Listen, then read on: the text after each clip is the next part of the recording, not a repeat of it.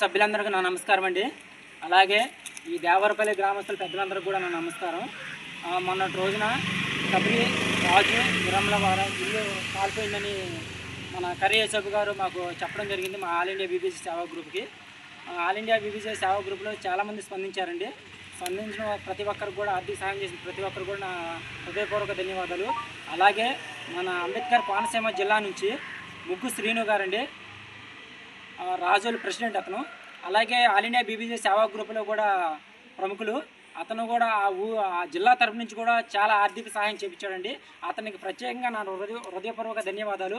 అలాగే మన వీర్లపల్లి ఆనంద్ గారు, అతను కూడా మన రాజమండ్రి నుంచి చర్చి తరపు నుంచి కూడా సహాయం చేయించాడండి మన వీర్లపల్లి ఆనంద్ గారు.